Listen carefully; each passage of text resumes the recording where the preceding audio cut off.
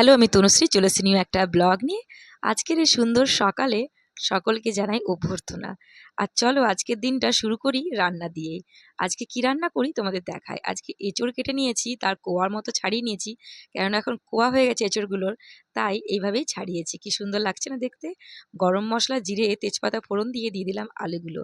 আদা আর লঙ্কা বেটে নেব মিক্সিতে।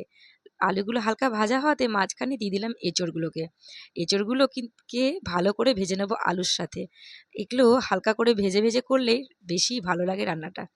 আজকের এঁচড়ের নিরামিষ তরকারি করছি কি না, তাই একটু কষিয়ে কষিয়েই করবো তরকারিটা। ভালো করে ভাজা হয়ে গেলেই দেবো ওর মধ্যে মশলা। তার আগে গরম মশলার যা গন্ধ বেরোচ্ছে ভীষণ ভালো লাগছে। আদা বাটা লঙ্কা বাটার মধ্যে দিয়ে দিয়েছি ধনে জিরে গুঁড়ো আর হলুদ গুঁড়ো। এই দেখো আমার বেশ ভাজা হয়েই এসেছে।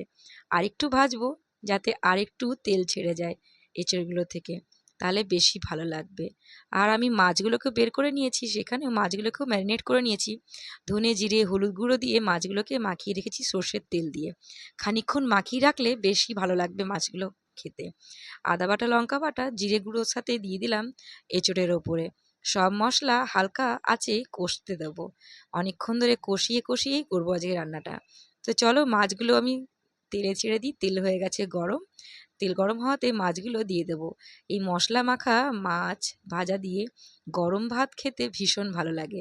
একটা ছোট্ট ছোট্ট মাছগুলোকে এভাবে ভাজলে খুব ভালো লাগে খেতে। তো আজকে আমি সেভাবে রাখবো না, আজকে আমি হালকা পাতলা ঝোলও করব, আর একটু কষা কষাও রাখবো, যাতে বেশি না ঝোল হয় বেশি না পাতলা হয়। তার জন্য আমি কেটে নিয়েছি এক মুঠো পেঁয়াজ। আর মাছগুলো দেখো ভাজা হচ্ছে, কি ভালো লাগছে দেখতে। মাছগুলো এক পিঠ করে ভাজা হয়ে গেছে। আর বেটে নিয়েছি লঙ্কা, তার মধ্যে দিয়েছি ধনে জিরে গুঁড়ো। এক মুঠো নিয়েছি রসুন। রসুনগুলোকে কুচো কুচো করে কেটে নেব। রসুনের ফোড়ন দিয়ে মাছটা করলে খুব ভাল লাগবে।